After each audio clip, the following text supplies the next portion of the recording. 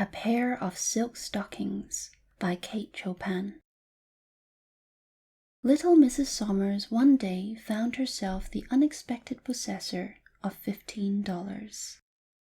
It seemed to her a very large amount of money, and the way in which it stuffed and bulged her worn old porte-monnaie gave her a feeling of importance such as she had not enjoyed for years. The question of investment was one that occupied her greatly.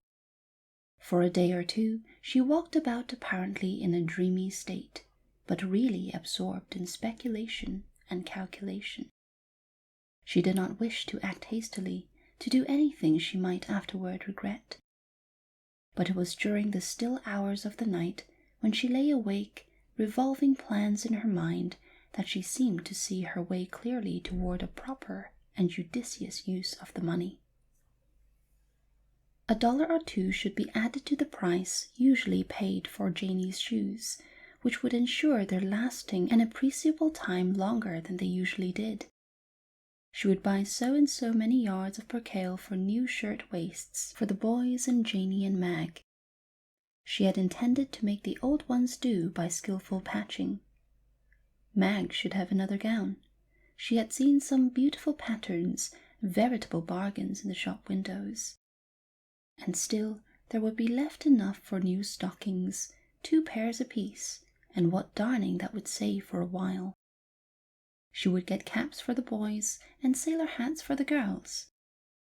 The vision of her little brood looking fresh and dainty and new for once in their lives excited her and made her restless and wakeful with anticipation. The neighbors sometimes talked of certain better days that little Mrs. Somers had known before she had ever thought of being Mrs. Somers. She herself indulged in no such morbid retrospection. She had no time, no second of time to devote to the past. The needs of the present absorbed her every faculty. A vision of the future, like some dim, gaunt monster, sometimes appalled her, but luckily tomorrow never comes. Mrs. Somers was one who knew the value of bargains, who could stand for hours making her way inch by inch toward the desired object that was selling below cost. She could elbow her way if need be. She had learned to clutch a piece of goods and hold it and stick to it with persistence and determination till her turn came to be served, no matter when it came. But that day she was a little faint and tired. She had swallowed a light luncheon. No, when she came to think of it, between getting the children fed and the place righted, and preparing herself for the shopping bout, she had actually forgotten to eat any luncheon at all. She sat herself upon a revolving stool before a counter that was comparatively deserted, trying to gather strength and courage to charge through an eager multitude that was besieging breastworks of shirting and figured lawn. An all-gone limp feeling had come over her, and she rested her hand aimlessly upon the counter. She wore no gloves. By degrees she grew aware that her hand had encountered something very soothing, very pleasant to touch. She looked down to see that her hand lay upon a pile of silk stockings.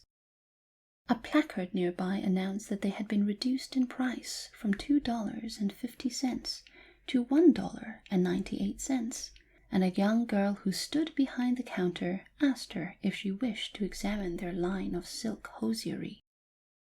She smiled, just as if she had been asked to inspect a tiara of diamonds with the ultimate view of purchasing it. But she went on, feeling the soft, sheeny, luxurious things with both hands now, holding them up to see them glisten and to feel them glide, serpent-like, through her fingers. 2 hectic blotches came suddenly into her pale cheeks. She looked up at the girl. "Do you think there are any 8s½ among these?" There were any number of 8s½. In fact, there were more of that size than any other. Here was a light blue pair, there were some lavender, some all black, and various shades of tan and grey. Mrs. Somers selected a black pair and looked at them very long and closely. She pretended to be examining their texture, which the clerk assured her was excellent. $1.98, she mused aloud. Well, I'll take this pair.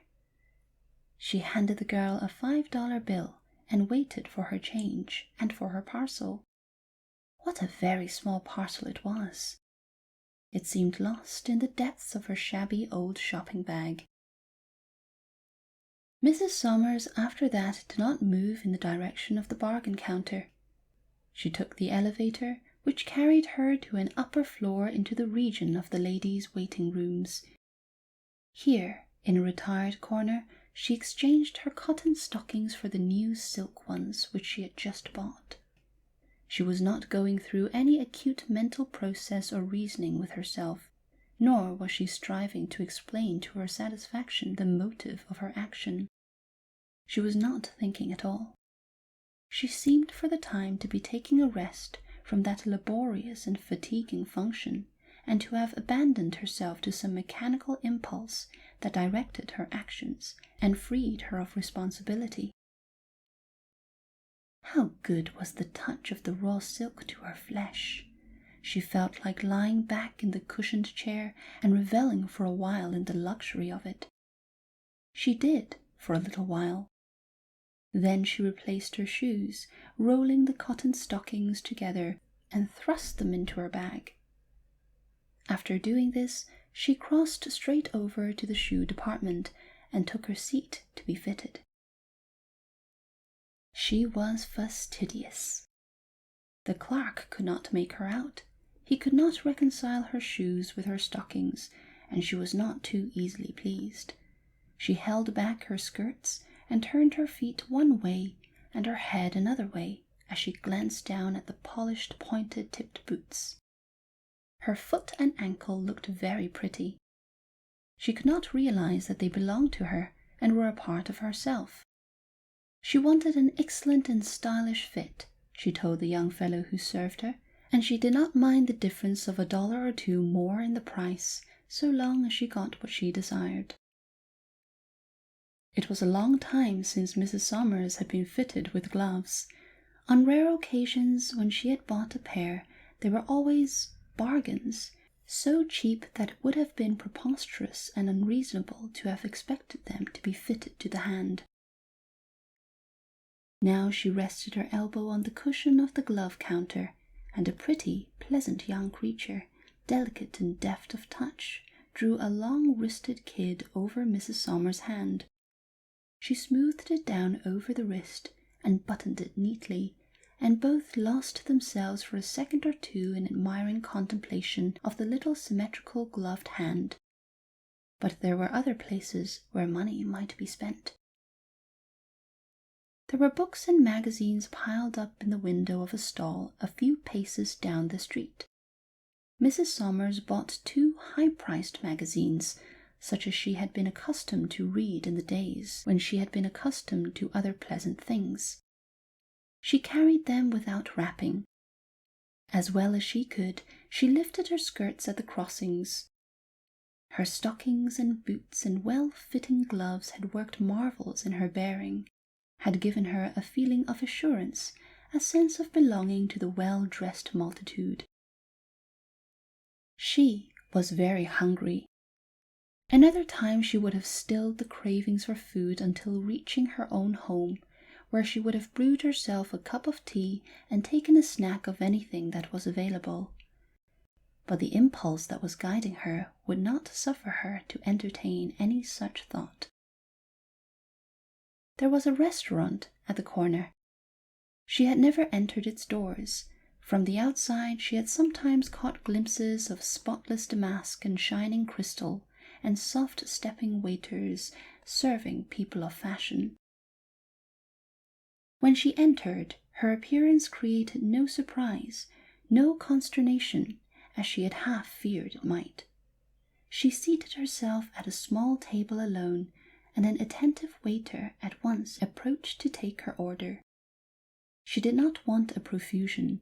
she craved a nice and tasty bite, a half-dozen blue points, a plump chop with cress, a something sweet, a creme frappée, for instance, a glass of Rhine wine, and after all, a small cup of black coffee.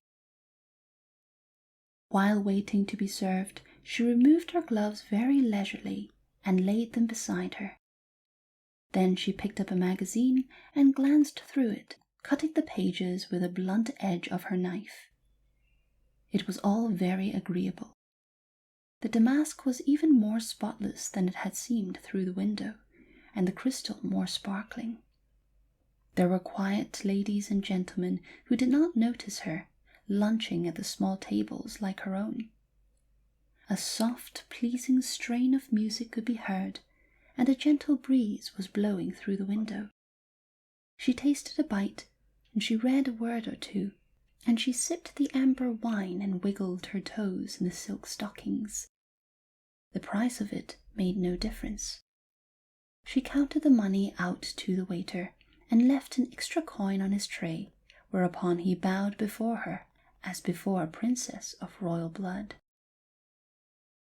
There was still money in her purse, and her next temptation presented itself in the shape of a matinee poster. It was a little later when she entered the theatre. The play had begun, and the house seemed to her to be packed. But there were vacant seats here and there, and into one of them she was ushered, between brilliantly dressed women who had gone there to kill time and eat candy and display their gaudy attire. There were many others who were there solely for the play and acting.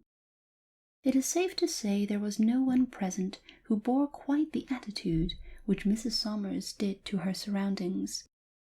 She gathered in the whole, stage and players and people in one wide impression, and absorbed it and enjoyed it. She laughed at the comedy and wept.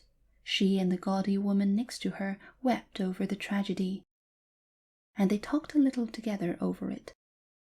And the gaudy woman wiped her eyes and sniffled on a tiny square of filmy, perfumed lace, and passed little Mrs. Somers her box of candy.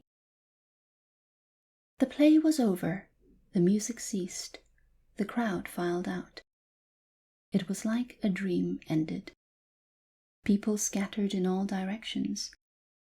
Mrs. Somers went to the corner and waited for the cable car.